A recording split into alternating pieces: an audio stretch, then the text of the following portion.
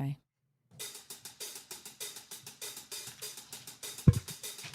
Somebody needs to hit a damn jackpot in Vegas. Dude, literally. Right? Well, that's my goal. I love it when a plan comes together. That's the goal. That's the goal.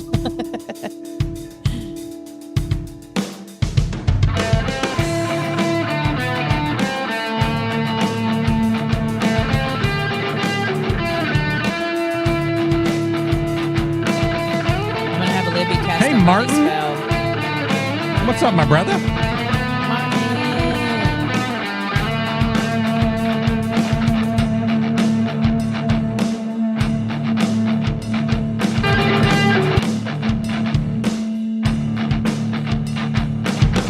Hey, hooligan. Good evening, my friend.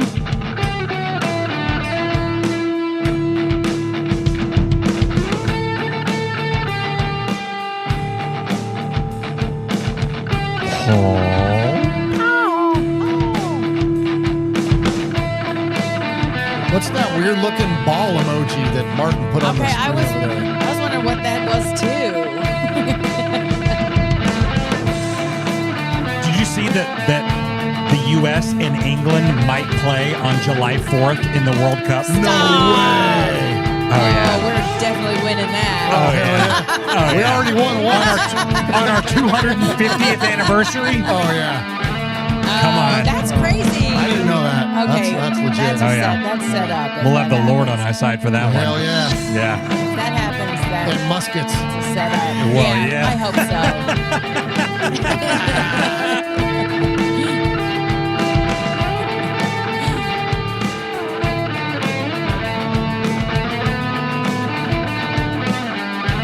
I know what you're celebrating over there, Martin. I'm just giving you shit.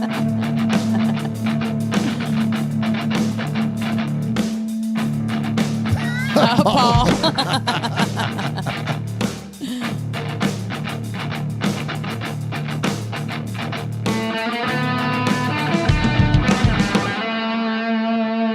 All right, here we go. It's episode number 415 of Raiders Fan Radio. What's up, guys? It's Richie Incognito, Las Vegas Raiders. I'm here at Raiders Fan Radio. Let's go, Raiders. Woo! Hey, it's Mike Garofalo, NFL Network here in the home office, and you are listening to the Raiders Fan Radio podcast, taking that lighter journey into the dark side with Murf, Swag Jeff, and Michelle. She's got great hair. It's a little pink, it's a little purple, whatever it is. I'll tell you what, if I could grow it, I would sign up for that color today. So listen to her and the entire crew as they give you all the information on the Raiders on the podcast that benefits the One Nation Foundation. It's a great cause. It's a great pod. Tune in, turn it up. Here it comes. All that Raiders info and takes coming at you right now. Jackpot, baby. Raiders Fan Radio. Oakland, LA, Oakland, Vegas, Raider Nation, wherever, forever. You got your old Uncle Mosh and Raiders Fan Radio from Murf's Man Cave, taking a lighter journey into the dark side. Sit back, put your feet up, pop a top, and enjoy the ride. Here we go! Look left, look right, Kolesnikov, a leaping pass, touchdown! We miss you, we love you, and we'll see you in the Hall of Fame. When you have great coaches, then after you have great coaches, you get great players, you have a great organization, and you tell them one thing, just win, baby. Way up the middle, intercepted Filipiano at the 50, time running down, Oakland football, and I think Oakland victory. The Oakland Raiders have scored on the most zany, unbelievable, absolutely impossible dream of a play. Well, I love this team. I think this team can win. I think this team can win. You are listening live to Raiders Fan Radio. Take it away, guys.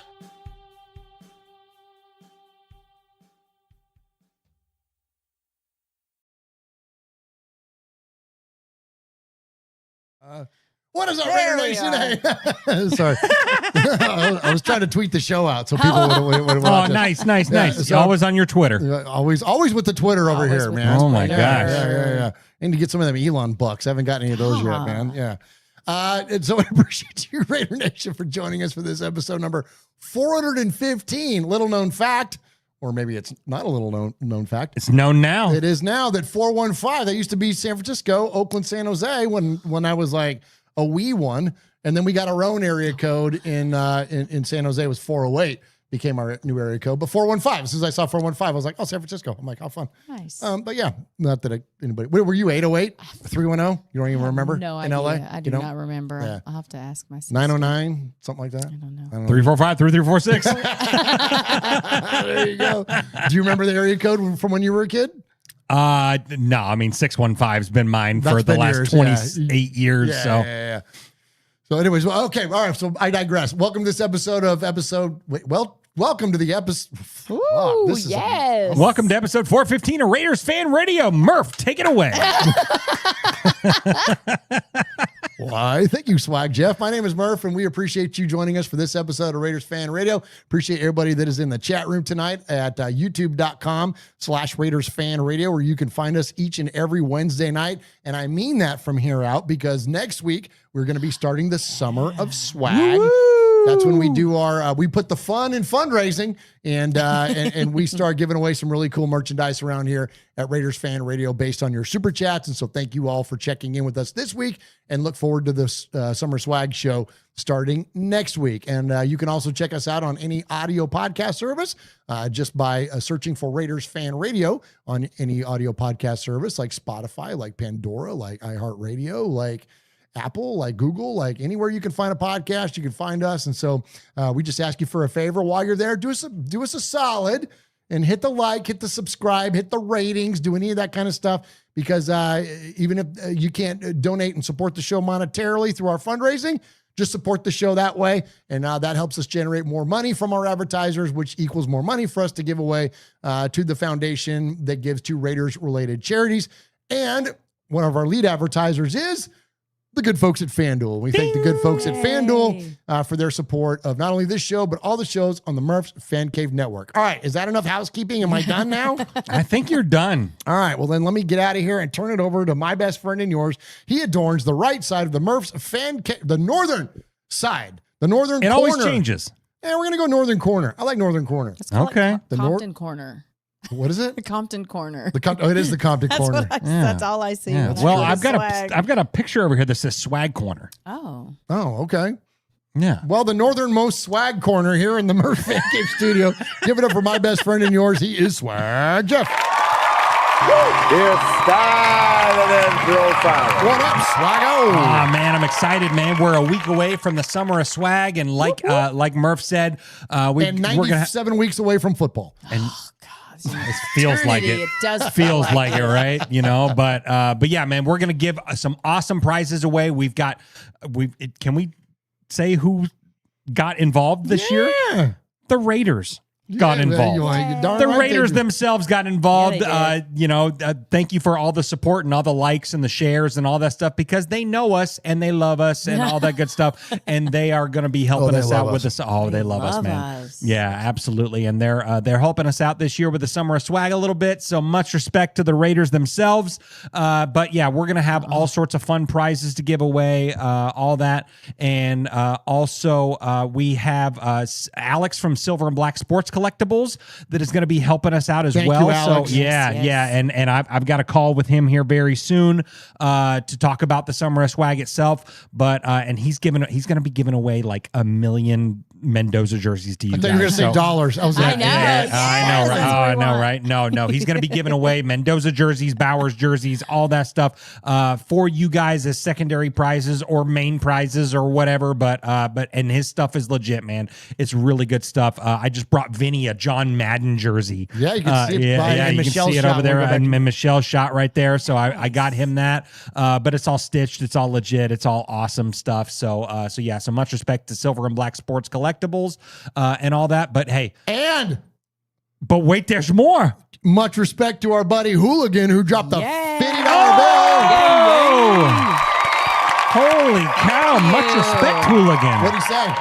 He said, why wait a week when you can celebrate the One Nation Foundation today? Oh, that's and dope, hey, bro. much respect to Thank you. so Hey, much. thank you so much, man. 100% of that money will go to the One Nation Foundation, like he said right there. And so what are we doing? Tell them like what we're supporting coming up here in a couple of months. Oh, sure, absolutely. We're going to be celebrating Raider Dad. We're going to be supporting that. So we support the tailgate experience at the preseason game. I believe it's going to be the preseason game against the Cardinals. Yes, which is the last preseason game now. So which is the first year in 5 years that it hasn't been against the Niners. Yeah, gosh. So wait a minute. It's the last game. Oh, is it the Niner game? Yeah, we changed it.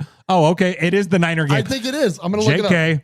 It is the Niners once again. So we'll get to have a Battle of the Bay once again in the preseason. And we're going to be supporting those kids that don't normally get to go to Raider games, give them a full tailgate experience. Alex at Silver and Black Sports Collectibles helps out with the jerseys on that. So you're going to have a bunch of 15s and 89s running around and all that. And then they give them a full tailgate. So, it's food, drink, all that stuff, not only for the kids, but for the adults as well. So it's an unbelievable event. We love it. We're so thankful to support that.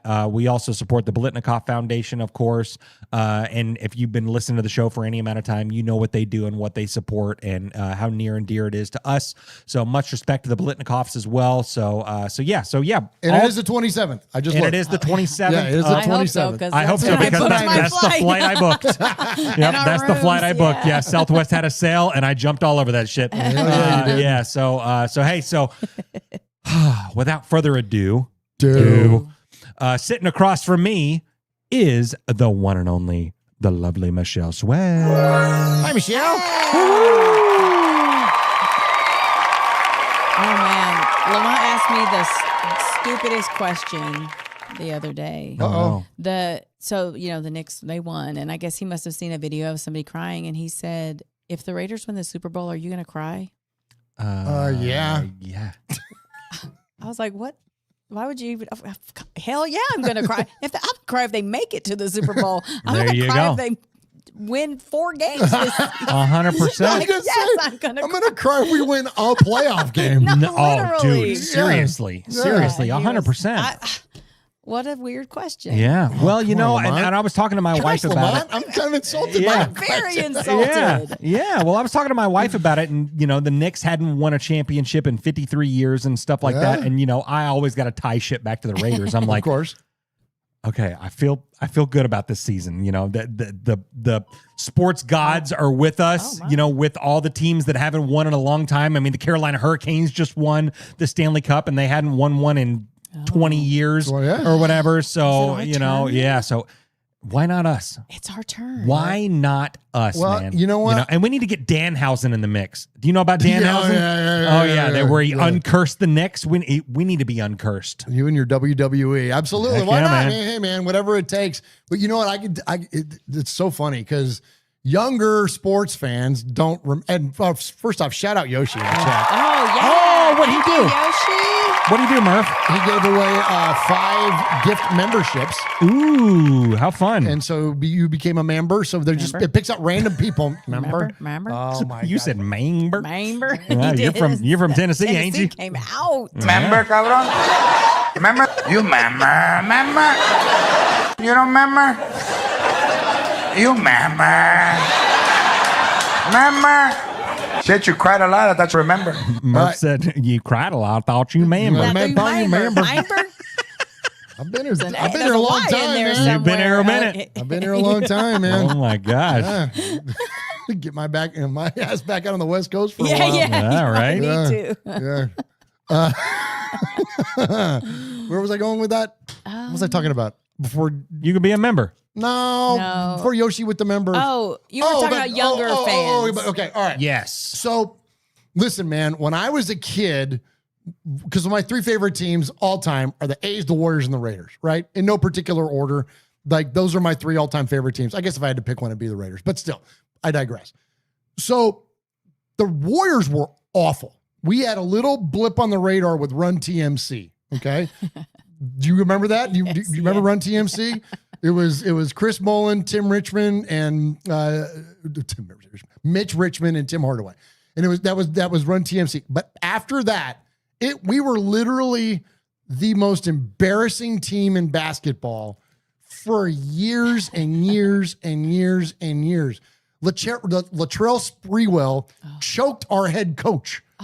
Like, it was that dysfunctional of an organization. They were a laughing stock. Somebody fact check me, but it was like the freaking Warriors would win like 15 games a year in the NBA, like in an NBA season. Like, they were absolutely atrocious. Then they started to get halfway decent. We had Monte Ellis was our point guard.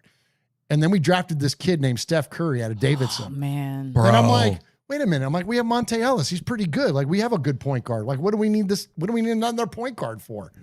Well, because he's going to rattle off a bunch of freaking championships is what he's going to do. And he's the most underrated, dominant player in recent NBA history. Save me any of your other, comments about it. It's the truth. Steph literally changed the game. Yeah. With the way that him and Klay Thompson and those guys. Forever. Yeah, forever. You got every little. I saw more Warriors jerseys around here in Middle Tennessee and kids jacking up threes at the playground. Like, he literally changed the game. Yeah, Anyways, that said, it changed. Like, it can change. Yeah. I see guys like Mo Moten and JT the Brick and our buddy Wasted and those guys, and like, they're out of their minds because the Knicks have finally won a championship. Yeah. And I feel it for those guys. And much respect to those guys for holding down their fandom and the way that they hung on to that Knicks fandom and the way that they are just freaking celebrating and all that. Like, it can change. So, I think we should take solace in that as Raider fans, that like, just because it's shit and has been shit for the past, whatever it's been shit, doesn't mean it's always going to be shit. All it takes is that basketball is a little bit of a tighter example because you only got 5 guys on the court versus 22 on the field. But I love where you're going with it. But it takes one guy. It takes one big step in the right direction to flip a franchise around. And we see it in the NFL all the time with quarterbacks, especially. If Fernando Mendoza ends up being what we think that he can possibly be, I'm not telling you it's going to happen this year, but it could happen certainly within the very near future, that the Raiders could flip this damn thing around based on responsibility in head coaching, responsibility in the front office, and a hell of a player at quarterback. Yep. There you go. You got it, man. Thanks for listening, You got everybody. it. We're out. And I feel like And my TED Talk is over. Yeah, there you go. Well, and you know what? So And I don't celebrate myself often, but I felt good about that one. Yeah, no, for sure. But I'm like, sweating. You gotta celebrate yourself. the league is on notice for sure. And like, so I was coaching my daughter's softball game yesterday, and I, of course I was rocking a Raider hat and stuff like that. And so I'm talking to the ump that's playing on the first base side, and of course he's like, hey, what are the Raiders going to do this year, man? Whatever.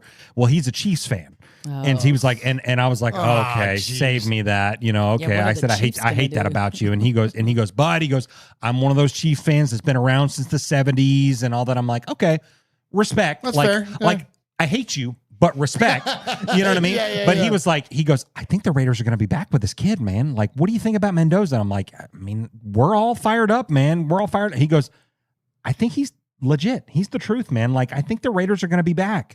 And so, like, the league knows what's up. Like, watch out for the freaking Raiders here in the next 3 to 5 years. Yeah. Well, we got one of our sound bites coming up here, Michelle. Is it like that idea that Fernando is exactly as what's advertised? And I'm getting a little bit of ahead of the lead here of the story, but like, it does. I mean, I'm not saying it feels different this time. That we were going and don't there. you either, but like, well, you do whatever you want to do. Yeah, But like, yeah, like I think there's I think that there's definitely a different perception in not only our fan base, but as Jeff is mentioning, others as well, media and also, don't you feel? Yeah. And it does feel silly to say like, oh, it feels different because we have said that so many times, but it really does feel like they started from the bottom and are building, and they've never done that, not in the recent history anyway. They've did a lot of Band-Aid work, and it does feel like it's trending in the right direction. I don't want to say that it feels different because it does, but it feels flippant to say that phrase because we've said it so many times, but it does feel like that they're trending in the right direction. And I do think more people are feeling that. And so I think not just fans, it does feel like the league, people outside of the Raiders are feeling that there may be something in the air and things are maybe changing. Absolutely. And can I throw something out at you guys? And I didn't have this planned for tonight, but I was making mental notes this week as I was listening back through some of the Raiders press conferences and things and whatnot. And again, I'm probably getting ahead of it here, but let's just go with it before we get to episode 415. Or you know what? Let's get to episode 415. Let's do that. Okay. Let's do that. And then I've got a really fun talking point that popped into my head this week. Okay. Well, we'll do 415. We'll do FanDuel and all that stuff, and then we'll hit it at the top here in just a minute. Perfect. So don't forget. Okay. So episode 415, we're going to be So if you're new to the show, each and every week we take a significant moment within Raider Nation related back to the episode number, and this one is 415. And this one we're going to be highlighting number 32, Marcus Allen. Nice. Man. So Marcus Allen, back in his rookie year in 1982, set a record that stood for 37 years by a Raider running back in his first 5 games as a rookie. In those first 5 games in 1982, Marcus Allen ran for 415 yards. Oh, nicely done, Swaggo. Well, yeah. Thank you, T-Hom.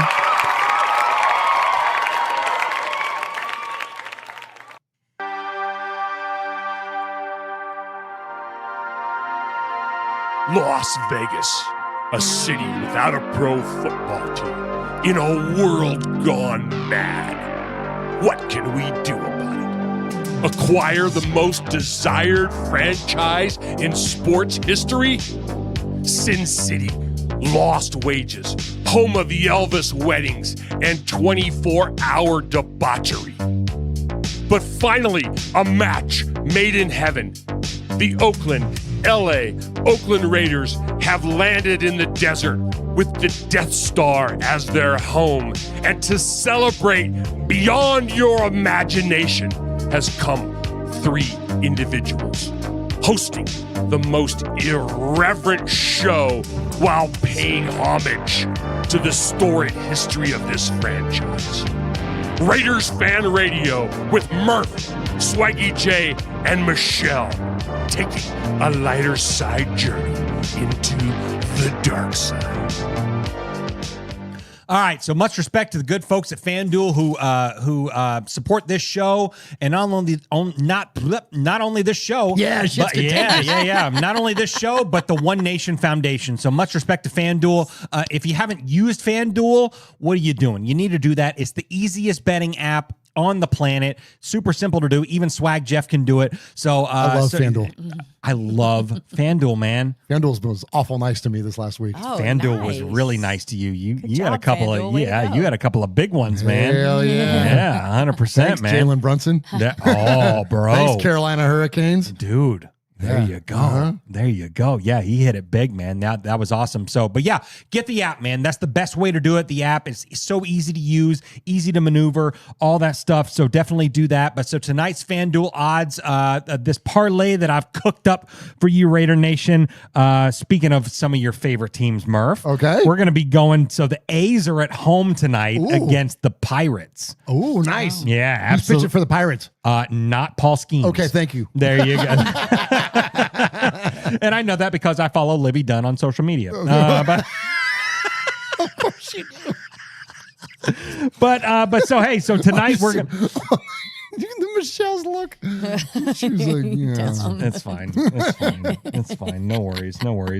We're gonna take the A's money line tonight, boys and girls. We're gonna take the A's money line. We're gonna have Nick Kurtz anytime home run. Wow. Okay. Which in the last 5 games he's hit 3, so he's on a heater a little bit, man. So so take Nick Kurtz anytime home run and Shea Langoliers. Come on, I was hoping you were gonna do this. Yeah, 100%. 2+ hits. Love it. 2+ hits for Shea. So you take the money line, Kurtz and Shea right there. That is a plus 1121, bro. So do it and do it responsibly and only with our friends at FanDuel. Whoops. Thank you. I feel pretty now. Magical. Swagger Bell. Yeah. That was really nice. Woo! Hey, Raider Nation. You got your old Uncle Mosh here with an updated contact info. So sit up, zip up, shut up, and pay attention. You can call us at 909-345-3346. Or as Murf would say it, 909-345-3346. How about emailing me? You want to email me? Email me at show@RaidersFanRadio.com. Or what about reaching out to us on some of that social media stuff Swaggy likes? Try Facebook at Raiders Fan Radio Podcast, the Twit at Twitter at Raiders Fan Radio, Insta something, Instagram at Raiders Fan Radio, the tiki-tiki-taki-talk, TikTok at Raiders Fan Radio, or what about the Twitch? Some of you out there twitching. Anyway, Twitch at Raiders Fan Radio. Or if you don't like that, go to the YouTube. America, go to the YouTube. YouTube.com/Raiders Fan Radio. Oh my God, if that wasn't enough, go to your podcast provider and search Raiders Fan Radio. Holy crap, that was a lot.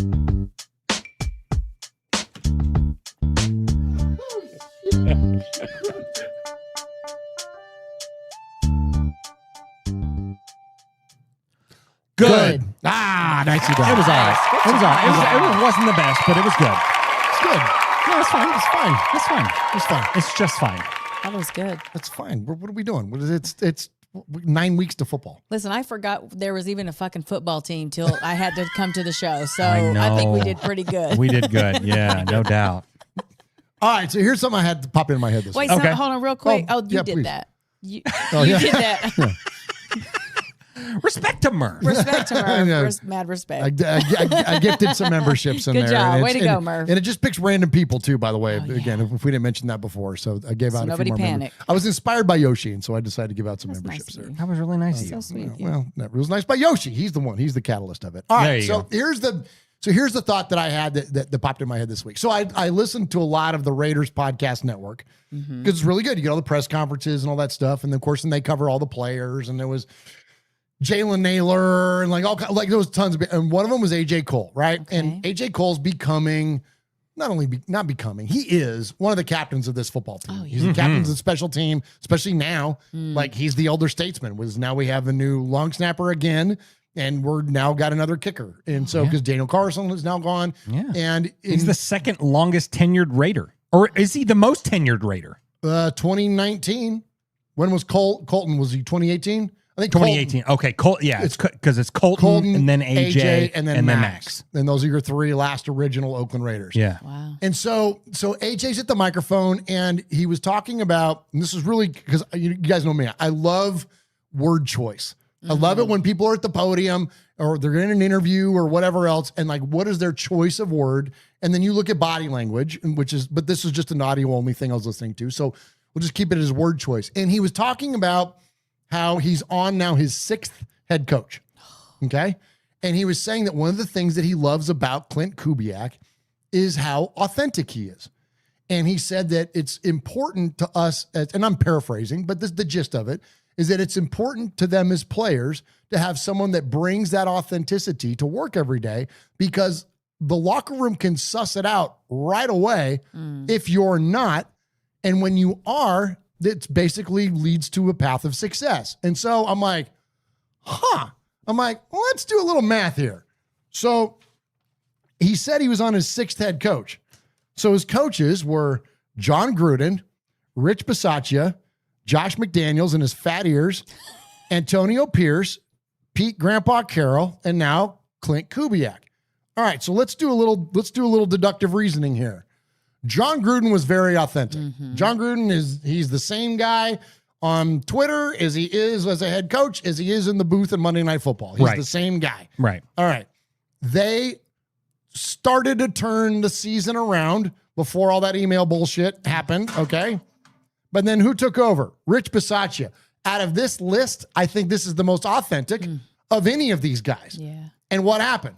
He took them all the way to the postseason. There you go. He carried out that vision of John Gruden, carried him into the postseason, and there's a reason that he connected with the players. You ask any of them that played for Rich Bisaccia, that was their guy. And they were disappointed to the point to where they were vocal about it when he wasn't rehired as the head coach.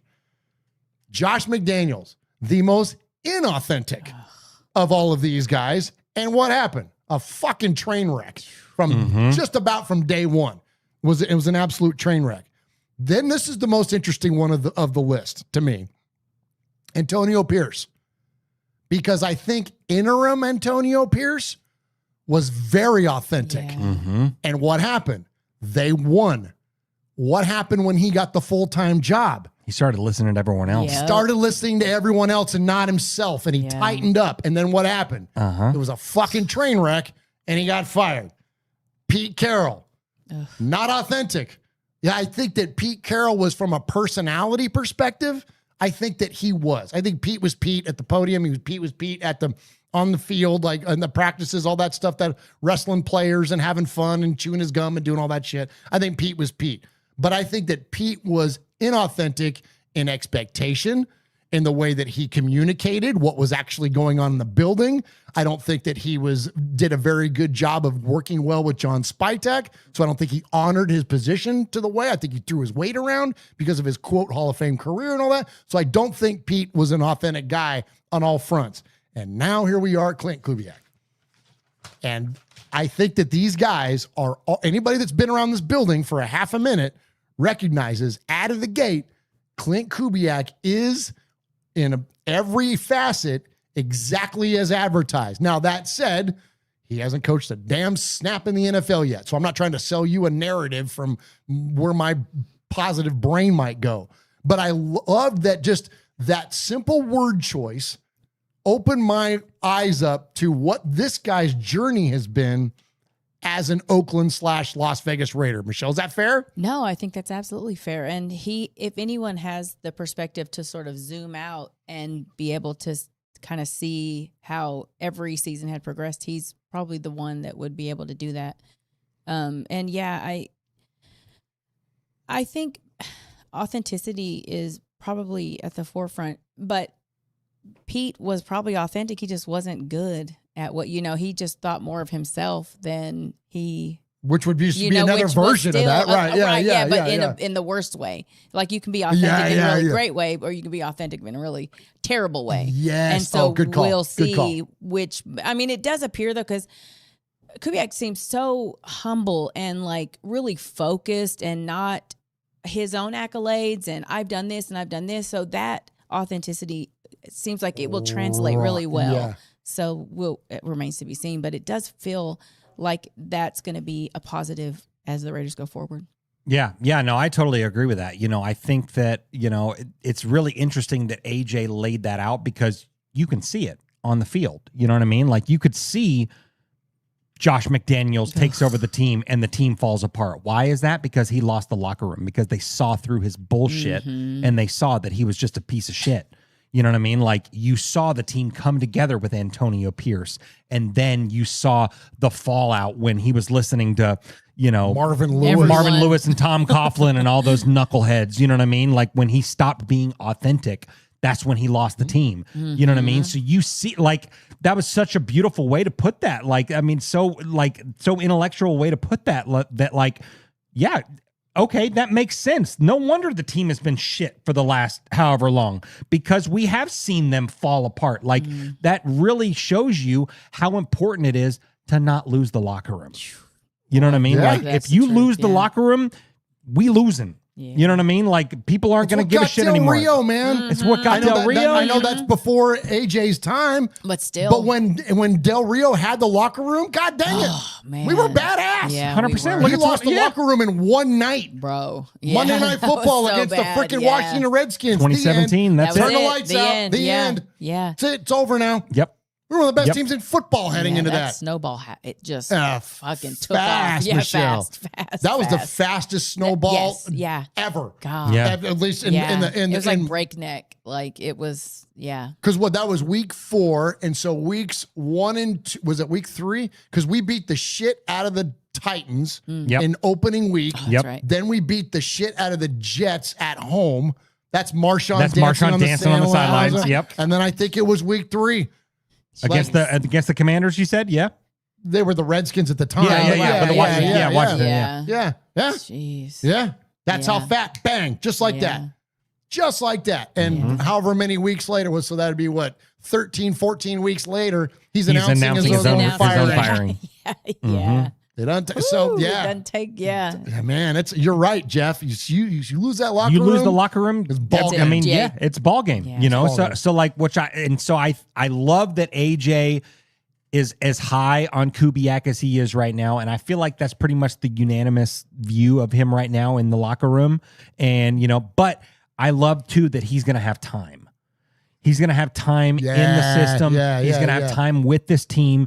He's not going to be a one and done, no matter what this year, no matter what next year looks like. He's not a one and done. They're kind of marrying him and Mendoza, I think, together for a minute. So so he's going to have time to establish his locker room and not just say words like some of the other coaches that we've had do, but we're going to win 10 games because we always have. Yeah, exactly. Now we're going to be able to back it up. You know what I mean? And I don't see Kubiak as a guy. I mean, Kubiak just won the Super Bowl. Yeah. You know what I mean? Yeah. But I don't see him. I don't think he's going to be like, look what I got. Look what I got. Look what I got. You know what I mean? Like, he's not that guy. He doesn't have to. No. And that's the thing is that when you are accomplished and you've done things in life, regardless of whether it's sports or otherwise, you don't have to tell people. You know what I'm saying? Yeah. Like, you don't have to say, I just won a Super Bowl a month and a half ago. Yeah, no, fucker, we know. That's why you got the job, motherfucker. That's why you got the job. Like, you were on TV. Like, we get it. Yeah. Yeah, it's, you know what I mean? Like, you don't have to, like, if as anybody can recognize and respect the idea. That's one of the things that I thought was so cool about the day that he walked in to the Raiders facility for the first time. The players are looking at a guy that won a Super Bowl 2 days ago. He ain't talking about 10, 15, 20 years ago. Oh, I did this. Oh, I did that. No, I did that shit this week. You know what I'm saying? Like, and he doesn't have to tell you that. Like, it's there. It's known. You know what I mean? Like, and it drives me like, and it's just a personal digression here, but like when people like advertise what they've done, like, no, I don't need your resume. Like, if you've done cool shit, I'll know. And respect it and like think it's cool. But like, you know what I'm saying? Like nobody's ever been cool by them telling you that they're cool. And last year we had a guy that kept telling us how cool he was and he didn't do shit. You know what I mean? So like, anyway, so I'm with you, dude. That silent respect, like I think that's badass, man. And like, and I think that it echoes and with what Fernando is, it's that unassuming badassery. Like, you know what? Put that on a t-shirt. Yes. Yeah. It's like, you know what? Like I can be a nice guy. I can be kind. I've said this about our fan base numerous times. It's like, we can be nice. We can be kind. We can be loving to one another, welcoming to one another. We can be all that and fucking badasses at the same time. We can still be the villains of the NFL and support some great charities and do angel trees and pick up trash on the sidelines and support youth sports programs and support different charities and whatever, and still be the badass fans, or the most badass fans in the NFL, if not of any sport. You can do the same. You can be tough and nice at the same time. Yep. You know what I'm saying? And like, and I feel like that's what we're like, this team now is starting to embody that whole idea, Michelle, is that it's like, all right, like we've got some badasses, but they're nice guys. Like, and it's nothing wrong with being a nice guy, but like, and I don't even know entirely where I'm going with this because one is not a prerequisite of the other, but I think that I don't know, it just feels like this Raider team is assembling in a way that it's not because it's different, but it's. Are you sure? This is a different, no, I'm not going to say the word different. This version of the Raiders, we haven't seen a version like this in a while because there's no boasting going on. Even with Antonio Pierce, much as we loved Antonio Pierce when he got the job, it was very boastful. It was very Pete, very boastful. John Gruden, like very much, it was very much out there. Josh McDaniels, arrogance, right? Back down our list, other than Rich Bisaccia, like the next closest to Rich Bisaccia is Clint Kubiak. You know what I'm saying? Yeah. I think that having like nice guys or whatever, like a lot of people want to shit on that, but I think that just speaks to what's most important is what happens on the field. So to the guys in the locker room, they don't care if a guy's a nice guy, long as he plays fucking football, play well, you know, play and play well. So that's like such a fan thing to be so concerned with, that somebody's a nice guy or whatever. It's just so funny to me because like, can you fucking play football? That's the question. Absolutely. Yeah, no, yeah, you said it all, man. Yeah. Well, then don't say anything else. Okay, I'm not going to. Swag Jeff, take us to a break. Okay, please. I was on a rave. I look like I was in a rave. Yeah. oops. podcasting, and YouTube, the final frontier. These are the episodes of Raiders Fan Radio. Its never-ending quest to bring you the adventures of the Las Vegas Raiders. Its mission to raise money for the One Nation Foundation and to win over new fans. To support the takeover of opposing stadiums and to continue its lighter side journey into the dark side. Appreciate you, Raider Nation, joining. Oh. And back to you, Murf. What am I get played off stage? What is it? I wanted them to hear. We were talking about AJ Cole. I forgot. I should have played AJ. Am I Sinatra the Oscars over here? You want to play me off? Yeah. Shout out everybody's. I should start doing that. You know what? If he gets on his reign, I'm just going to click this button. Hi. Oh, we should start doing that. Yeah, oh, nice. Okay, ready? Go.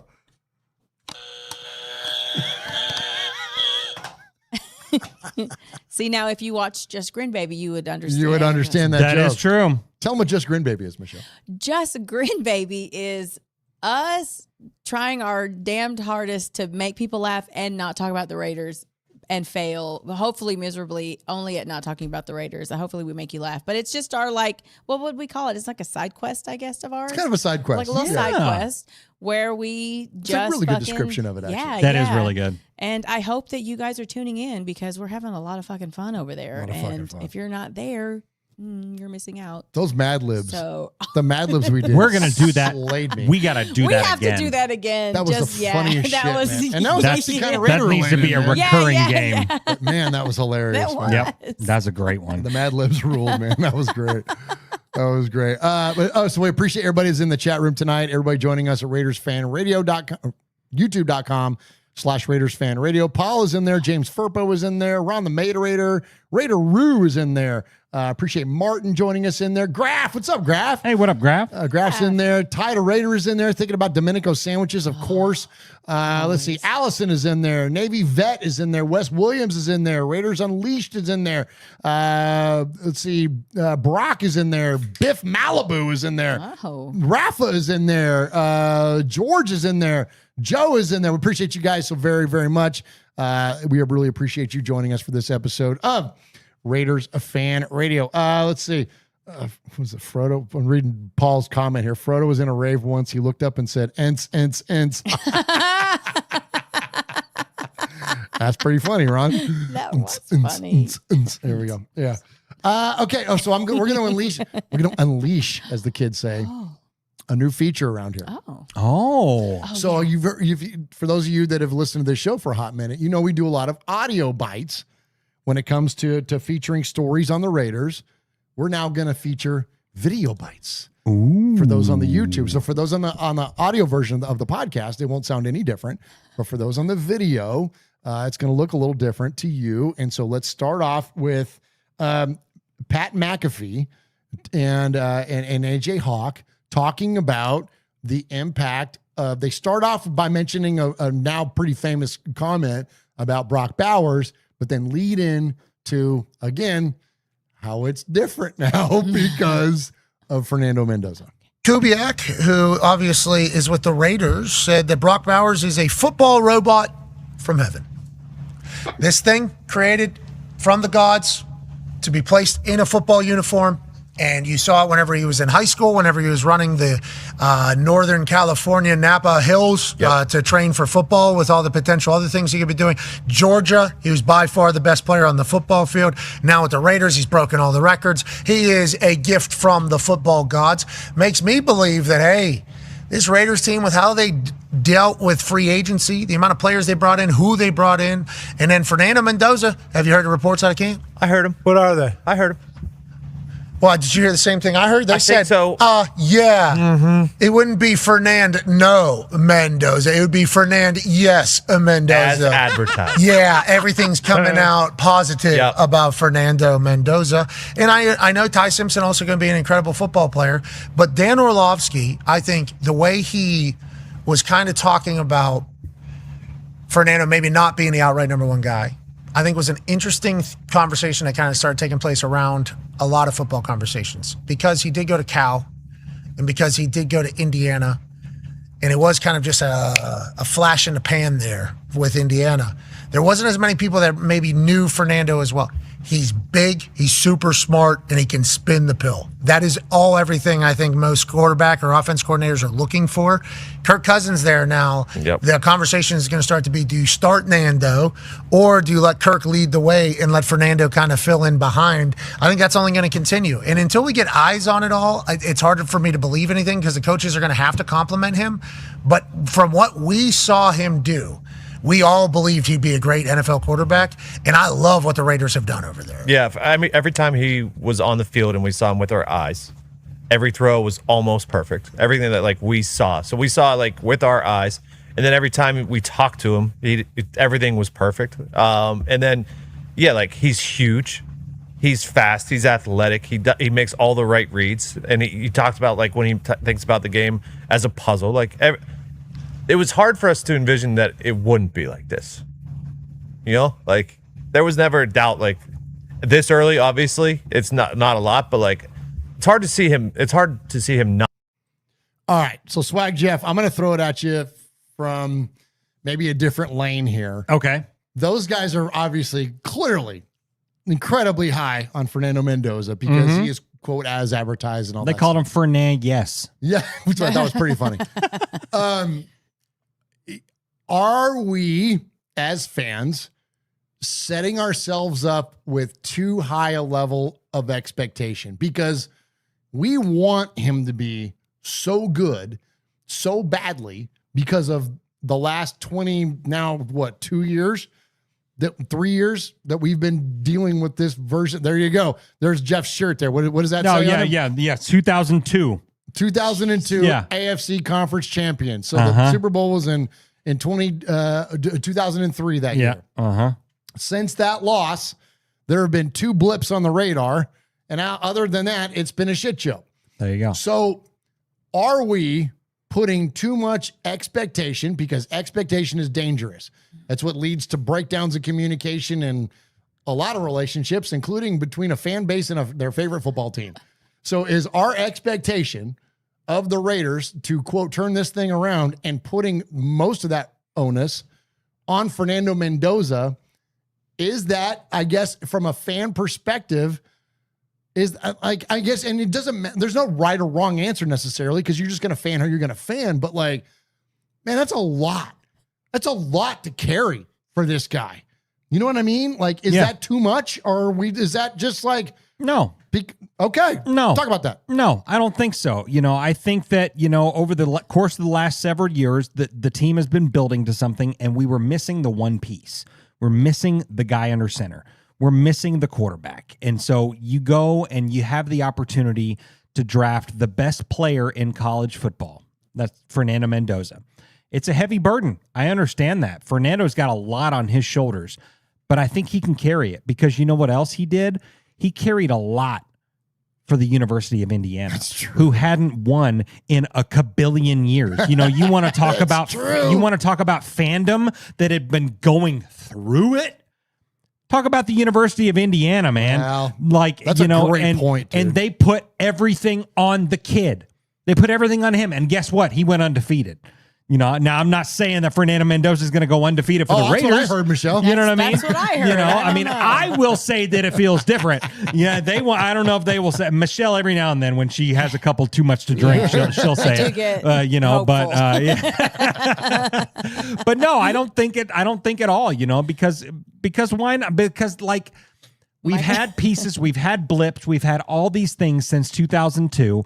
You know, we've had great wide receivers, we've had great running backs, we've had great defenses, we've had great this, great that, but we've never had great at quarterback. Ooh, man, the Kardashians are coming for your ass. We've never had great. Yeah. We've had good. I mean, let's be real, it's true. We've had good. We've had really good prior We've to had injury. really good.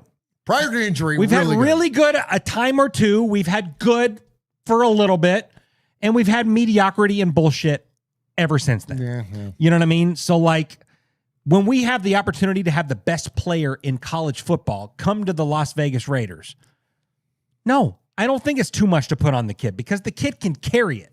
The kid can carry it, and he's got a coach that will help him carry it. He's got weapons that will help him carry it. He's got Maxx Crosby that'll help him carry it and stuff like that. No, I don't think it's too much at all. Give it to the kid. Yeah, I'm only laughing because my camera's frozen, so I look like the best active listener. Thank you so much, Michelle. But no, I think the thing that makes that I was like, I look like I am really listening. She's still listening. I was listening. The expectation is I don't think there's a lot of pressure because he has Kirk Cousins. He has a coach. Like, he has things to help him transition into that place. And it's not like, okay, we got the first round quarterback or first draft pick and we're just going to throw him to the wolves. That would be pressure that I think would be, you might crumble Interesting. under. That's but a good take. He has other like people that are able to kind of help him carry whatever he's carrying. And I think that's going to be the difference in his transition. I think he's going to be really good because of that. That's, you know what? That's such an awesome point. And we didn't even, Kubiak, who obviously we didn't even plan this, but there's a very interesting point that got made this week in the idea that the Raiders don't want, this was on, let me see if I've got this video clip here. Hold on. Let me see if I can find this. Let's try this here. Okay. Let's go to, oh yes, this is it. Okay. So this feeds your point perfectly with the idea that the Raiders don't necessarily want nor need Kirk Cousins to be a mentor to Fernando Mendoza. They want him to play well enough to where Fernando doesn't have to take the reins. Yeah. And so here we go. Let's check in with NFL Network. This is Ian Rappaport. Okay. Kirk Cousins decide to go the route of honesty and transparency when it comes to the way most veteran players in the NFL deal with really good younger players who are coming up and trying to take their job. This is the reality of life in the NFL. Also, by the way, happens to be the reality of life in the Raiders quarterback room. It is not necessarily Kirk Cousins' job to mentor the #1 overall pick, Fernando Mendoza. Would it be nice? I guess it would be, but also he has coaches that are actually going to be doing the mentoring. What the Raiders want is for Kirk Cousins to go out there and do everything he possibly can to make sure that Fernando Mendoza does not see the field. For Kirk Cousins to play as well as he possibly can, to stay healthy, to give them a chance to win, and allow Mendoza the time necessary for him to, ripen or whatever you want to say, and get a chance to go out there when he is ready to play. It is okay if they are not best friends. It is okay if the coaches do the mentorship, not the players. None of this is Kirk Cousins' job, and I appreciate that he decided to tell us this so we don't talk about phony narratives, talk about real stuff, which is that Cousins right now gives the Raiders the best chance to win. All right. I thought that was a really cool comment, and it absolutely amplifies what you had to say there, Michelle, is that, because listen, I've been talking about this whole idea on this show, is that either one of these guys are going to accept their role and whatever that ends up being. And I'm not coming off of that opinion entirely, because I think that they will. But ultimately, I love that angle that Ian Rappaport has there, where he brought it up that Jeff, the coaching staff doesn't want Cousins to mentor Mendoza to bring him along. They want Kirk to go in there and dominate. Sure. Because if Kirk goes in there and dominates, there's no need for Fernando Mendoza to be our savior week 1, week 6, week 13 at the bye, whatever. If the Raiders can be in contention and be competitive with Kirk Cousins, that's their preference. And I love it that they were transparent to say that. They shared it with Ian Rappaport, and that he said it right there. It's not going to drive any false narrative that we're all speculating, going like, ooh, I wonder who's going to be the starter. No, the Raiders want Kirk Cousins to be the guy week 1 and week 17. Yeah. You know what I mean? And I love that idea, because I think then, I think Fernando, to your point, is capable of shouldering that, weight. But you don't have to do it right away. But you don't have to come out of the gate. You don't have to come out of the gate. But if Kirk comes out of the gate and sucks in the first 5 games, he's not incapable of stepping in and then taking on that. 100%, man. Yeah, no, 100%. I think that's the unanimous kind of thought in the building, is that Kirk's going to be the guy for a little bit. But that was kind of new to me. They haven't just come out and said that before. That's true. No, you're right. But I think too, Kirk also has to understand his role. Like, he's not maybe there to mentor him. He wants to start. He wants to be the guy. He feels like he still has juice in the tank and can, but I think too, like, he also has to understand that his role it's a 1-year gig. Oh yeah. It's a 1-year gig. It's a one like, and done. Yeah. You know what I mean? Like, he may be playing for other contracts elsewhere, and if he balls out this year, say he takes us to the playoffs, it's still going to be Mendoza next year. I truly what believe if he that. wins the Super Bowl? Michelle. Yeah, I mean, I think that Kirk Cousins has been in the league. Yeah, he's been in the league long enough to know how this goes. Like, he knows exactly what his role is and what his position is. And if Mendoza learns under him, great. If he doesn't, so what? I'm not saying that he's like flippant about it, but he knows how the NFL works. And yeah, if he goes to the Super Bowl, great. He's probably not going to be on, I think that is it for him. Mm-hmm. But I think that he knows his role. He knows. And so I think he is going to go out there and ball out, which is great, because I think the longer that Fernando Mendoza doesn't have to go because, before he's ready or whatever, I think the better. I don't see any reason why he should be thrown out there. Yeah, do we all want to see him play? Hell yeah, we all want to see him play. But at the same time, not if he doesn't have to. Then let him learn. You want to see him play? Turn on your Xbox. Yeah, exactly. There you go. Exactly. 100%. Yeah. Go watch Indiana highlights somewhere. Yeah, you know what I mean? But I loved your point, Michelle. Like, I think, like, to your question, Murph, if he wins the Super Bowl, say Kirk comes in and wins the Super Bowl. That's a goofy question, by the way. It's a goofy question. Damn it, Murph. But it's an interesting question because, like, I still don't think he gets another contract because we had the number 1 overall pick in this past year's draft. We're going to go and Kirk. What are you going to do? Pay Kirko $40-50 million? That's what I'm saying, man. I don't think he gets That's what I'm saying. Either. He won't get another contract no matter what and he does. knows that, I think. I think he knows no matter what he does. Yeah. Yes, 100%. So, no, I think that's an interesting question, though. Well, remember, you and I were talking about the other day. Remember, Governor? So, remember, we were talking about the idea that it's a loose comparison. So, bear with me, Raider Nation. It's a loose comparison, but it reminds me of when Kurt Warner was coming off of an injury and playing for the St. Louis Rams, and they went in a new direction, and he was looking for a home, and he went to the New York Giants, and they drafted Eli Manning, and it was like Eli was going to be the guy, and Kurt had to rehab his thumb, if I remember right. It was a thumb injury, and it was like the idea was at the time was like, well, Kurt can't throw anymore. Kurt Warner's career is done. And then he rehabs while he's with the Giants, demonstrates some skill and ability. Eli ends up taking over the starting job. Kurt goes to the freaking Arizona Cardinals and ends up in the Super Bowl 2 years later. Jeez, yeah. You know what I'm saying? It was like he knew that it was a very short-lived series or scenario where he could demonstrate his ability that he could throw still. And then he went on from there because the guy that was going to inherit the franchise was playing right behind him. And it wouldn't, like, so you feel me, Raider? Like, am I off track on that? Like, it feels very similar to that. Yeah, because Kirko's doing the same thing. You know what I mean? Like, he spent last year in Arizona still dealing with his Achilles injury and stuff like that. I'm sorry. Yeah, Atlanta. What did I say? Arizona, but I just talked about you Arizona. were just talking about, yeah.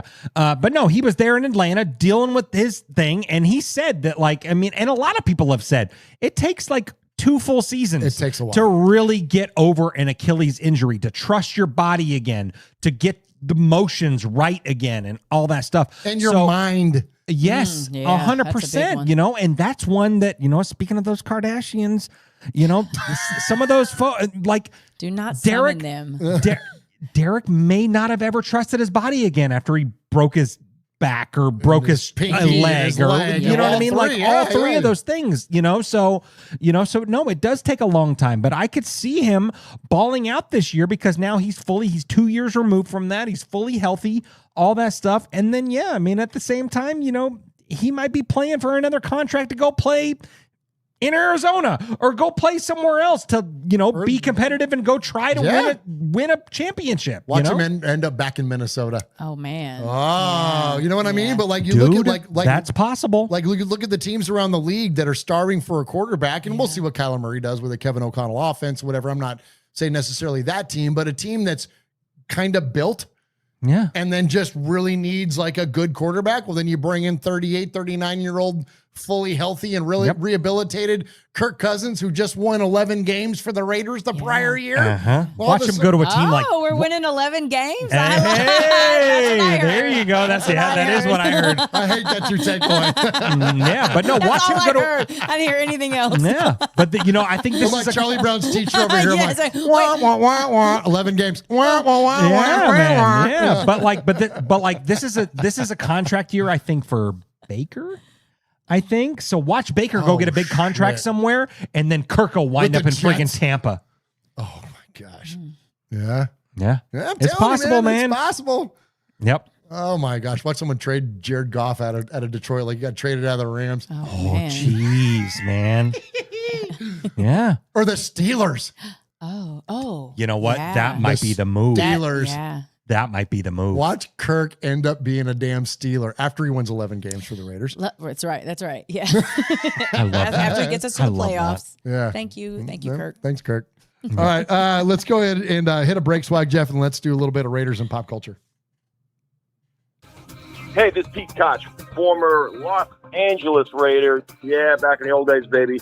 And you're listening to Murf and Uncle Mosh, who happens to have the same hair as me. Check it out, Raiders Fan Radio.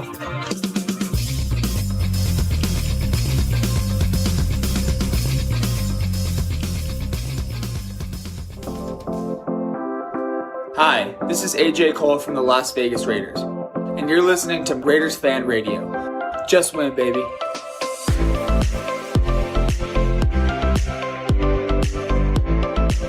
Hi, AJ. Hi, buddy. I wish we had the version of AJ saying Oakland Raiders. That'd be cool because we have Maxx saying Oakland Raider, right? That is true. Yeah, we have Maxx doing that. But okay, so speaking of Maxx Crosby, that's a segue, kids. Nice. Oh, nice. Segue. We're gonna get into Raiders and pop culture. So I've got two. Ooh, we've got a double header when it comes to Raiders and pop culture. How fun! And so the first one is it's a video. What do they call that in Jeopardy when they do video segments? The video daily double. Oh, there you go. So this is the video Raiders and pop culture daily double. We need to get that soundbite rocking. Yeah. What are you doing? All right. I don't know. That's what the show needs. Oh, that's you know what? That was the thing that was going to get us over. That's what's missing. Puzzle, the last piece That's of the what's puzzle. missing. That's what's keeping us from 7,000 subscribers. Oh, it Oh is. my Yeah, gosh. we went on like 6,800 or whatever we were. Not at us for a talking 20 minutes about basketball at the top of the show. Where we saw the numbers go. Oh, no, not that. No, it was definitely not enough video daily doubles. That's what's been Jeopardy missing. sound effects is what we've been missing. Yeah. Oh man. Yeah. Hell yeah. You cracked the code, bro. Man, you're welcome. You're welcome. Thank you. Sometimes it just takes a brainstorming session. That's and it. It's all we That's need, it. man. That's all we needed. Yeah. That's it. Paul in there says smooth, Murf. Yeah, you're damn right. Yeah. I'm all about this shit. Yeah, you are. All right, so back to the video daily double. Let's kick it off. So if you don't know, if you're new to the show, and thank you if you are new to the show, we appreciate you very much for joining us for Raiders Fan Radio. During the month of October, we watch scary movies. Yeah, we do.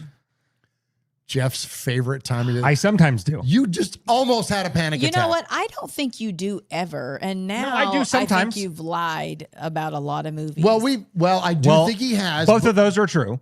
I have lied about movies, but I have watched some. Well, because we've watched them at your house. Yeah, that's right. Oh, that's right. Okay, so you've watched one. Okay. I've at least watched one. You've at least When watched we're in your one or spooky two. den, Yeah. you know what I mean? Like we've all watched the show because we That's do right. shows Okay, from you're right. Yeah. Michelle's Spooky Lounge.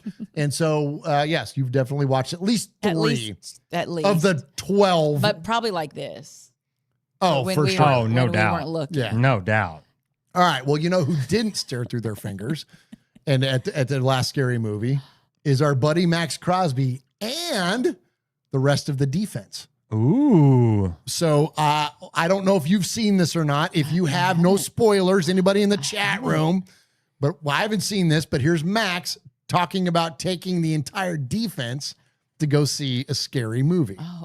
They helped me book a theater for the whole defense. So initially it was just going to be the D line, but you know, there ended up being the theater holds like 60 something. So I went in front of the defense. I'm like, yo, everybody's coming tonight. Rookies, you got to come. If you don't, you're fined.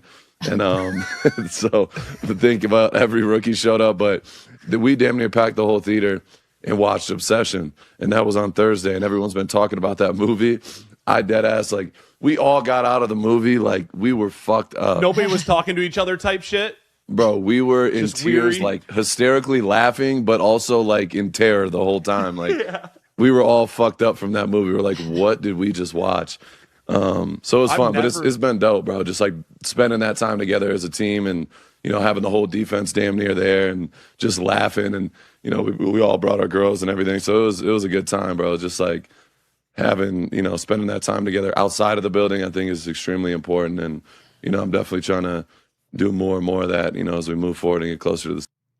All right, so there we go. So I love it that they did an excursion as a team, Michelle. No, that's cool. And this is right in your wheelhouse to go watch a yeah. scary movie. But it was, you know, like, of course, because we just like scary movies around here, except for Jeff, because he pees himself a little bit. But yeah, it's fine. Well, geez, Michelle, man, she went in. Okay. I just didn't realize that there were adults that got scared of scary. But also, you like Saw. I do like Saw. But then you are scared of other movies. I don't understand. All right, well, but keep on topic though. So, but this idea that like Stop slamming me, Michelle. Stay on task. But she's just like, wait, there's a shot to shit on Jeff. Let me do that. Okay. No, but this idea though, I love that that's their version of.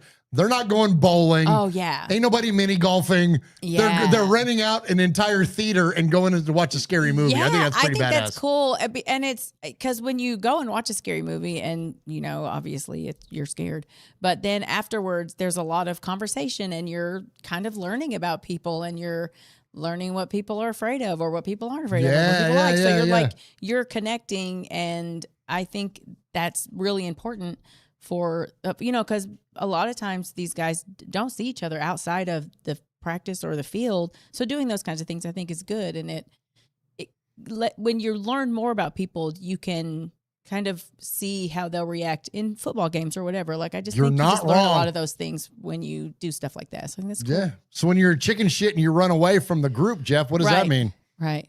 Well, you're safe. No, listen, you really have never watched a scary movie because when you run away, you're dead. That is true. That is true. Now, the scariest part of that whole thing was Maxx Crosby sounded like he's ripping cigs. Okay, I was gonna say, did he sound sick? Because he sounded sick. He might be sick, or you know, I got the same shit. Yeah. But no, it is in this season. Sounded like a construction worker. You know, ripping friggin' cigs, bro. Well, he's a cigar smoker. Switch to the filters there, pal. Yeah, switch to. Oh my! It really did. He's like Katie Stabler, just fucking crushing heaters on the My sideline. Lord, maybe that's the secret. I don't know. You never know. Yeah, you never know. Oh my gosh! All right, I've got one more for you. Okay. And this is a little more in your wheelhouse, Swag Jeff. This is safe because it's comedy. Oh, good. But I sort of heard about this before, but I don't know why it never really registered with me. And we've talked about this movie before. There's a lot of Raiders references in Step Brothers. Oh yeah. Like when you watch the movie Step Brothers, there's a lot of references like on screen of like you know, like stickers and whatever, Raider shields and backgrounds of shots and all that kind of stuff. Yeah. There's a deleted scene. Have you guys ever seen this in the wedding? I think so. Yeah. Okay, so you've seen this. So this is awesome, Michelle. Check this out. So this is the wedding scene. All right. At the beginning of the movie. At the very beginning of the movie when the parents are getting married. And so then this is a deleted scene from Will Ferrell. And point out the fact that this is a fucking shitstorm. The food sucks. The flowers look like hell. I threw up in the bathroom. Might want to wind this up. Also, I want to make a toast to Al Davis, the owner of the Raiders, whose long living motto of commitment to excellence has always been something that I have wondered if I could ever achieve. And I don't think this union is going to come even close to it. This is a commitment to idiocy. Why would they great delete rest of the that? day. Have a great rest of the day. So fucking funny, man. Why would they delete that? That should have stayed funny, in. So That good, is man. I love it. It's like, I'd love to give a toast to Al Davis. Al Davis, owner of the Raiders. He said this is a commitment to idiocy. That's so funny. That's the best. I'll tell you what, there's been numerous regimes around the Raiders. It's felt like a commitment to idiocy. No doubt. Yeah. Oh, shout out Dave Ziegler. All right. All right, so Jeff, hit a break, and then I'll hit HTO, and then let's do the Sea of Fans. Okay. Gosh. What's up, Raider Nation? It's your boy, Will Compton. You're listening to Raiders Fan Radio. Tune in because they put out a banger podcast. Need some refreshment? Sip Real. At HTO, you can dive into dozens of flavors of real and real refreshing iced tea. Mix and match your faves or grab a gallon to go. HTO, real tea, real refreshing. HTO. It fucks hard.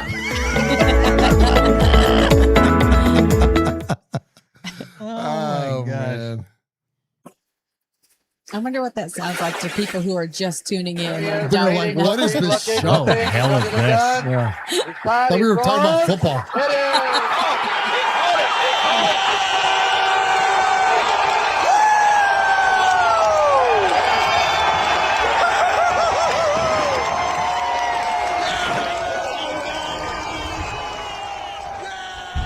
All right, appreciate you joining us for this episode of Raiders Fan Radio. Appreciate everybody's in the chat room. A bunch of good folks in there. Raider is in there, says he's going to be in New York City for Halloween this year. Interesting. That'll be fun. Our good buddy Paul is in there. T-Hom is in there. Let's see. Raider Rundown. What's up, Rundown? He's in there. My Opinion is in there. So many of our good friends, Raiders Unleashed, and we appreciate you very much for tuning into this episode of Raiders Fan Radio, and you can contact us a multitude of ways. You can join us in the chat room at youtube.com/Raiders Fan Radio, or you can call the show at 909-345-3346, where we've got a voicemail to get to tonight. And we also have a email to get to tonight. And you can email the show at any time just by emailing the show at show. That is SHOW at RaidersFanRadio.com. And so sorry, I had to change it up a little bit. Yeah, you did. It's the off season. We got Yeah. 9.5 weeks of this shit, or 88 days, whatever the hell it is. I mean, Yeah, man. Somebody do the math. But anyways, and Michelle has the privilege and the honor of reading your emails. And Michelle, who do we have tonight? We have Paul. Oh. Evening, everybody. Hello, I hope you're Paul. all well. To make my point this week, I have to firstly tell you my all-time Raider favorite starters in each position. Ooh. I should stress this isn't an all-time best player list, just while I've been watching or listening since late 1981. So, for example, there's no Snake at QB because sadly I never saw him or heard him play. I heard one game on Armed Forces Radio with Gene Upshaw featuring, so I'm claiming him and I don't care. So here goes. Okay. All right. But because I want to absorb this. I want to take this in. Okay. Because this is cool. Okay. All right. Go ahead. Are you ready? Yeah. Go ahead. Okay. QB, Jim Plunkett. Oh, starting off rough. All right. Hey, yikes, For Murf, this is starting off rough. Running back, Marcus we were Allen. friends, Paul. Marcus Allen and Bo Jackson. Wide receiver, Cliff Branch, Tim Brown. Tight end, Todd Christensen. Wait. Okay. All right. Okay. All right. Center, Dave. Tad. Oh, because he never saw Casper. Oh, yeah. And he never saw Freddie. Okay, Right, gotcha. right, yeah. All right. I'm tracking. Guard, Gene Upshaw. Of course. And Don Mosbar. Okay. Is T tackle? Is that what the T Yeah, stands for? yeah, Okay. yeah. Bruce Davis and Henry Lawrence. Okay. Defensive end, Howie Long. Remember we met Morgan- Henry Lawrence. Oh, yeah. Lyle Alzado, Howie Long. DT, Bob Golick, Bill Pickle. Pickell LB, is what the kids Pickell, say, but yeah, sorry. sure. That's fine. Pickell. Tomato. Sorry, Bill. No disrespect. No disrespect. No disrespect. Put it on your sandwich. Yes, yeah. Yeah. Linebacker, Ted Put that on That's your t-shirt, favorite too. defensive tackle. Pickle Pickell, put it on your sandwich. Yeah. Who's my defensive tackle? Either one. Pickle. You like that.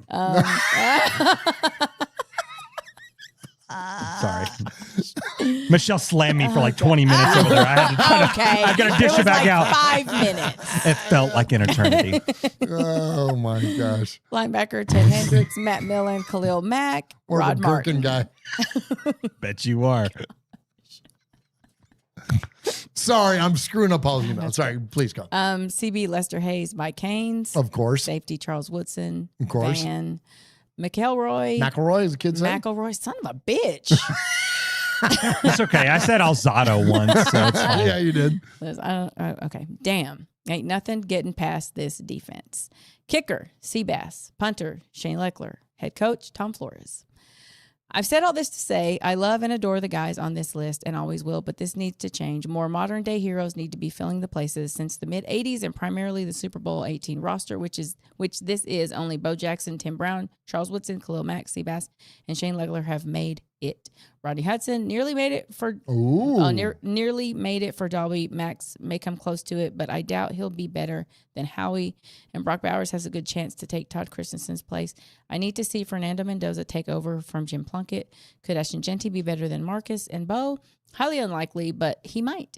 Khalil Mack left 9 years ago. It's been too long, people. I know John Spytek and Coach Kubiak watch the show, so this is your mission, fellas, should you choose to accept it. I'm aware these are my favorite players, and it's an individual thing. Who knows, your lists might be different. I would hazard a guess it might not be too different, though. And finally, I saw that Henry Ruggs' parole was denied. Good.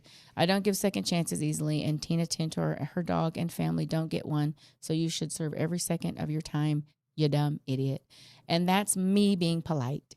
In fact, I don't think the sentence was long enough. Stay safe, RFR family. Wow. Love you, Raider Nation. His Lordship, the Royal Scribe, Paul Edgerton, Shropshire, Mississippi. Pauly Award winner 2019-2022. Foggy Glasses Award winner 2020.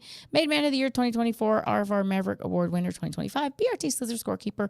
Proud Made Man. Five-time winner of the Raiders Fan Radio BRT Sizzler Award. Oh boy, Paul. Nice, Paul.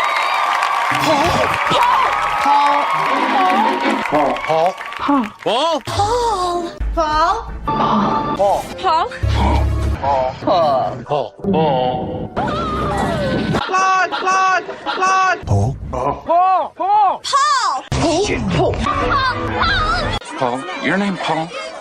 Paul. I met him with Paul. Who? Paul. Paul, yes, Paul. Paul's not here. Hey, Paul. Paul. Hi. I'm Paul. Love it, Paul. Thank you so very, very much for your email, my friend. And yeah, it's hard for me to come up with a comprehensive list of my favorite Raiders at each position without considering the entire history of the team. Just ones that you've seen play? Yeah, like that's an interesting take on it because it's like when you go to center, I'm like, Jim Otto, anybody? You know what I mean? I'm like, Dave Dalby? Like, what are we doing here? You know, but that's interesting. But I never saw Jim Otto. You never saw Jim, right? You know what I mean? Like, we never saw those guys play. Right. You know, so I mean, I don't remember Daryl LaMonica playing. I read about Daryl LaMonica when I was a kid, and I know that he's your all-time favorite Raider quarterback, Jeff. But like, you sure as shit never saw him play. Yeah. But we met the man. There You know what I mean? So it's like so you have different. I think there are different takes that we can have from the full picture, but it's interesting if you just went strictly on what you've seen. And so can I give you some homework? Please. I think we should do that here on the show. Well, that's what I'm thinking too, but because Michelle and I are like, and I'm sorry, I'm not trying to, you're younger than I am. Not by much. But I think that I'm like in the wheelhouse with Paul, and Michelle's in that generation for sure. You're not.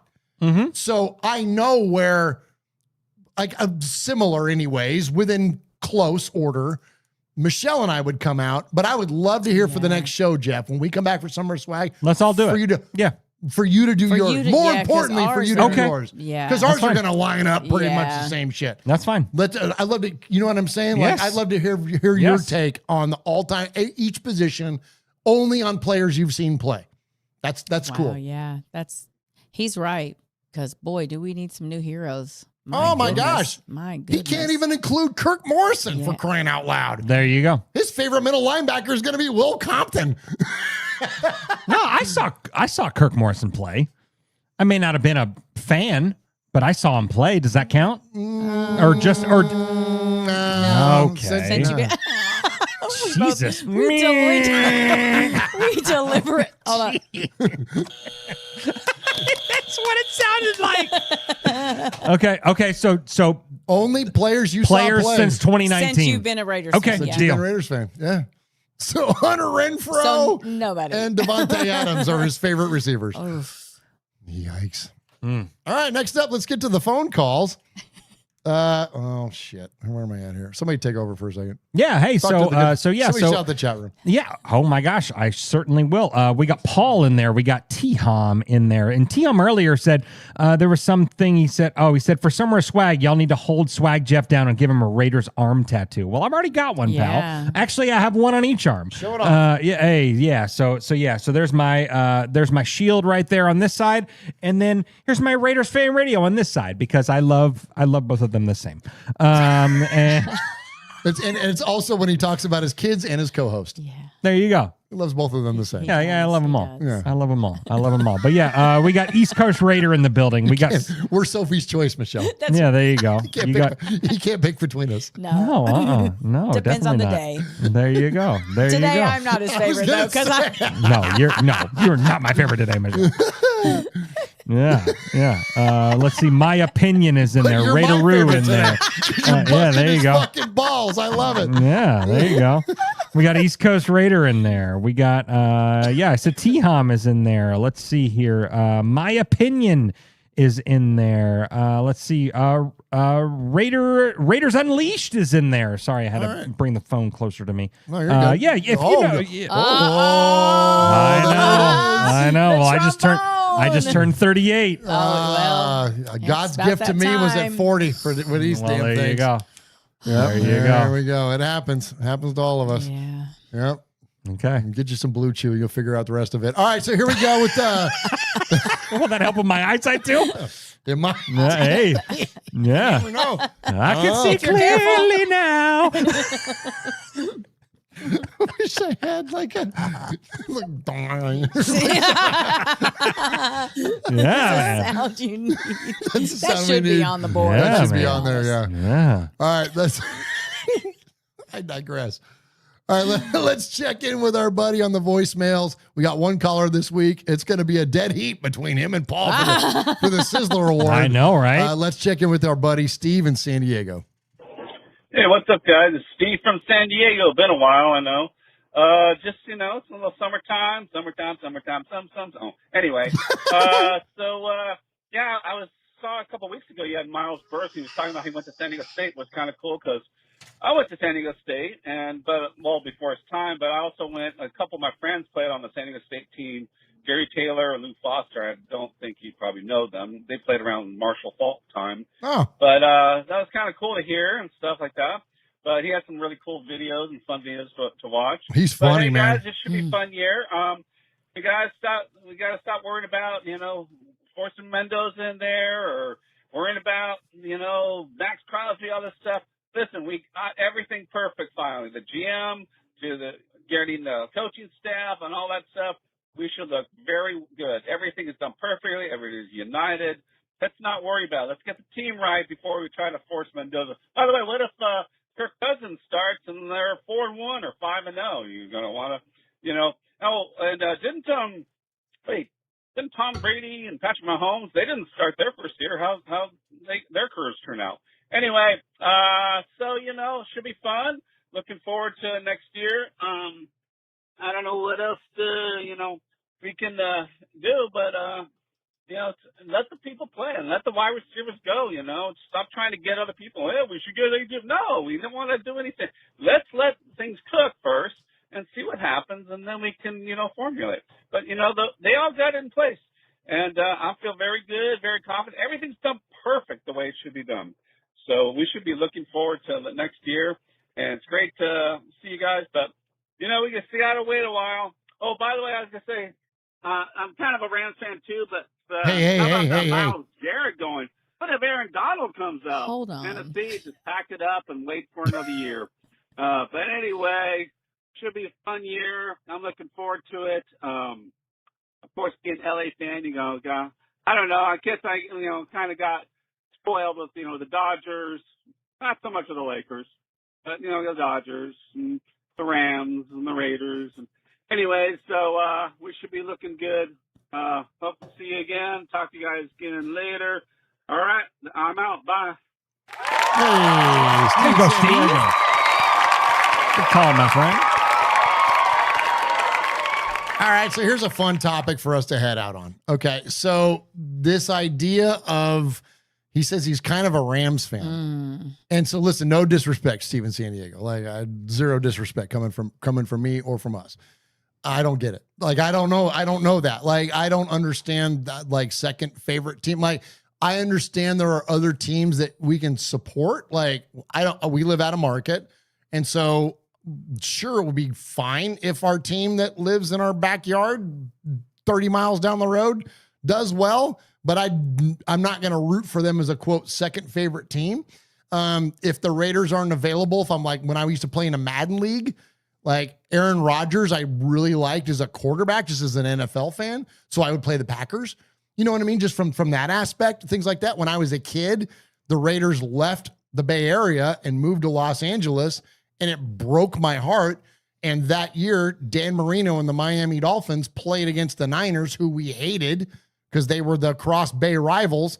So I rooted for Dan Marino, and Dan Marino was one of my favorite non-Raider players as a kid. So I kind of get that idea that, like, you can align with different teams just as a rooting interest. Shit, Jeff and I, we did a video jumping through a table supporting the Bills because they were playing the Chiefs. Yeah. But it was always like indirectly related to the Raiders. Now, Steven San Diego is a Southern California guy, so maybe that's where that comes into play, is that he's like, so the Rams, okay, but still the second favorite. And again, I'm not judging here. This is not like, you do what you want to do, but like, and no one's going to fan police you. I promise. No one will do that on this show. But it doesn't there's only one team represented in this studio, and it's the Oakland, Vegas, Los Angeles Raiders. That's it. It's like that, the end. Like, there's no, you know what I'm saying? Yeah. And honestly, I am the opposite. Like, I need the Titans to do worse than the Raiders. Like, I never cheer for the Titans because I don't want any of my Titans fans to be like, being happy. Yeah. So I'm always, now if they win, I'm not like pissed. Like, I get emotional with Raiders games. That's it. There is no, I'm kind of a fan of another team. There is no. But can I challenge you back, though? Yeah. Your dad was a fan of California sports teams. Yeah. So he was agnostic. Yeah. It didn't matter to him if it was the Niners or the Chargers or the Raiders or whatever. Does that make me mad? Yeah. Okay. Well, fair. Okay. That's fair. And I guess but at the same time, like, I'm not a mega Niners hater. I don't hate the Niners because you weren't like I do. Yeah. But I'm the same way. There is no other. I don't have I kind of like this team no. If it's not the Raiders, it's not anybody. So it reminds me of Jeff, and turn this over to you. So It reminds me, I was having a conversation with my cousin Sonny, who, for those of you that don't know, started this podcast with 10 years ago now. Oh, wow. And so cousin Sonny and I were having a conversation because the Giants were in the World Series. Oh. And he was like, who are you rooting for? I'm like, the freaking Giants, man. I want to see the Giants. Like, Bay Area represent. I want to see them win. And he's like, dude, we hate the Giants because we're A's fans. Oh, right. He's like, we hate the Giants. And I'm like, yeah, but I don't hate them enough to want to see them. I can't remember who they were playing in the World Series that year. It was like, I don't want to see them lose. Like, I'd rather see them win. And he goes, no, dude. He goes, we're supposed to hate the Giants. And I said, Sonny, your dad grew up a huge Willie Mays fan. He loved the Giants. And Sonny said, I don't love everything my dad ever did, Josh. Yeah, I was like, real. So that, you know what I mean? It was like, oh, okay, fair enough. You know what I mean? So where do you come out on that? Well, I think that as a younger fan, I think it makes a little more sense as to why people would have second favorite teams. You know what I mean? Like, that's a fair point. Raiders, how about you fucking win? So that way some of these younger fans don't have to have a second favorite team. You know what I mean? Because, like, dude, that's a great point. The way that, our young and people younger than me, they want instant gratification. They want to be right. They want to celebrate. They want this. They want that. And so, a lot of these younger fans, they're not fans of the Raiders. They're fans of the Chiefs. They're fans of the Rams. They're fans of whoever. So, like, you know what I mean? Like, so I understand that. Like, so, and I don't know how old Steve is. He sounds like he's older than me, You know what I mean? So like, he's probably more Sonny's agent. Yeah, Sonny, sure. Sonny's actually in the chat room there. Oh, is he? Yeah, Oh, and good. He said, good, fuck good. the Giants. Well, there you go. There you go. But seriously, some of these younger fans, like they just, they'll have their team. They'll be a fan of the Raiders, but they'll look at the Bills and be like, well, I like them too. Well, I like them too. Well, I like them too. And they'll have 3, 4, 5 favorite teams. And I'm like, what the hell? Younger fans are fans of players a little more than they're fans That's true of teams. That's true too. It is hard to find a diehard younger fan that like diehard. You know what I'm saying? Yeah. Like I think it is. But I think that Jeff's point a little different. But that point holds though, man. Yeah. Is that like if the Raiders have given you every reason to have another favorite team? Because and we've talked about that. Like what reason do younger fans have to be so loyal to the Raiders? Because the further we get away from greatness. 1976 was a long fucking that's time the year ago, I was man. born. That's bananas. That was a long time ago. And that was like, obviously that was the first Super Bowl, and we had 2 subsequent within the next 7 years, and then that's been it. Yep. Other than the blip, other than the early 2000s, and then the early 2000s weren't even a blip on the radar. That was consistent winning for at least 3 years. 3, 4 years. 4 years. It started in 99 and then culminated at the end of beginning of 03 when the Super Bowl. But and then after that, it's like you got 2016 and you got 2021. And those weren't even I say those are blips on the radar, but they were playoff appearances. They weren't even wins. It wasn't even consistent winning, where at least in the early 2000s, it was consistent winning. Well, that consistent winning was 26 years ago is when that started. So, I mean, so I get it, man. If somebody's got a wandering eye. Yeah. You know what I mean? And so Yes. I think that's where, again, from my perspective, it doesn't happen, and neither does Michelle. And I thought that you made such a salient point there, Jeff, is that it's Raiders, don't give them a reason. Yeah. Don't give them a reason. Can we please win? Bring some of these younger fans in. And do it for a minute. Yeah. Don't just make the playoffs once in a while. Be competitive year in, year out. God forbid you threaten for a fucking division, Raiders. You know what I'm saying? And that's where it starts getting me fired up, and I start thinking about Wayne Mabry and that, you don't lower the standard for the Shield, and that's what it is, man. Is it damn it, Raiders, do something and do it for a minute. Yep.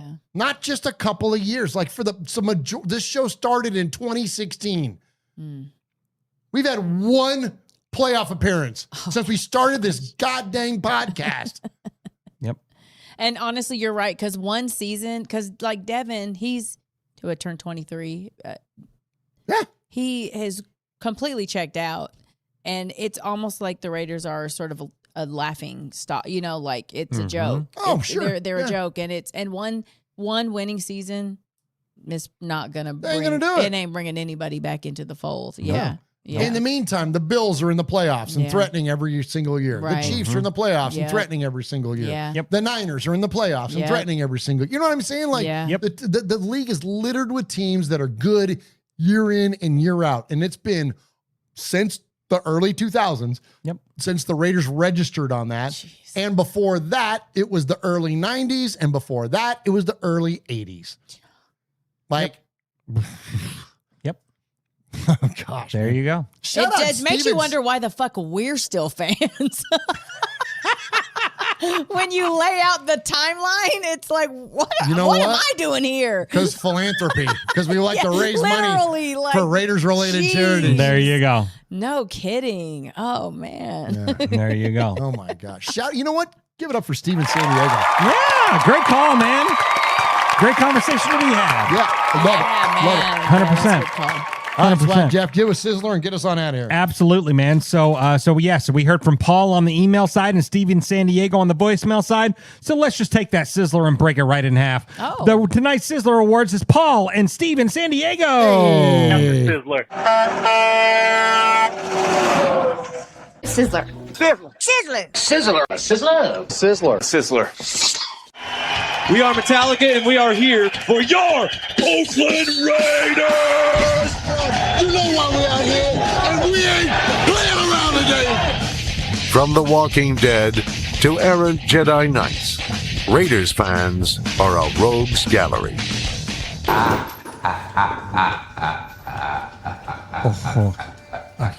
And I don't like doing the two Sizzler thing, but they both had us have great conversations. Good, you know what I mean? Because like I've got my list. I'm about ready to fill it out here soon for my favorite Raiders that I've seen play. Yeah. No, that's legit because I'm with you. I'm not a fan of breaking it apart either, but that was perfect. Yeah. Not just because we only had 2 entries, but just because those were both very, very well constructed emails and phone calls, man. I love when our chat and our listeners take over the show for us and give us the conversations to talk about. Yeah, because we did half of the list. There you go. Half of the format that I put together tonight, and that's so I'm with you on that. Like, love it when you all take over and kick off the talking points for us here at Raiders Fan Radio. So, anyways, thank you so very, very much for joining us for this episode of Raiders Fan Radio. We will see you next week at 4 p.m. Pacific, 7 p.m. Eastern here on Wednesday for the freaking Summer of Swag, the kickoff of Summer of Swag. We've got the fannies coming up around the corner. Oh, you never know what we've got in store for the fannies. We got some fun stuff coming up for that. Thank you for joining us on the network here on the Murf's Fan Cave Network. We do the 8-minute raid, and we also do Just Green Baby. Just Green Baby's premiere on Sundays at 6 p.m. Central. Yep. Yeah. So 7 Eastern, 4 Pacific on Sunday nights. Thank you, Jeff. Tell them the rest. Yeah, absolutely. Yeah. So apparently I'm out of words. Yeah, you're out of words. As my mom would say, wow. You need to eat more vegetables. Oh, that's a miracle, bro. Hey. Yeah, I don't believe that's true. Okay. Yeah. So all the episodes or all the different shows that we have on the Murf Fan Cave Network, support those because we have fun with them and we think that you would too. So thanks to everyone that's in the building. Yoshi, Raideroo, Paul, let's see, T-Hom, cousin Sonny in there. Yeah, much respect to all you guys. That's not true. Oh, they're in there. They're in there. Michelle, you want to say goodbye? Yeah, actually, okay, so next week kicks off the Summer of Swag. Tell your friends. We have lofty goals, and we want everyone to get in on all of the good things that we've got coming out. So, like, tell your friends and have them in the chat so they can get their poker chips and we can reach the goals that we've set. So, thank you guys. There you go. Hey, yeah. So on behalf of Michelle, on behalf of Murf, my name's Swag Jeff. You've been listening to another episode of Raiders Fan Radio, where we take a lighter side journey into the dark side. And don't forget, boys and girls, what happens in Vegas started in Oakland. We love you guys. Much respect. Get out of YouTube. Goodbye.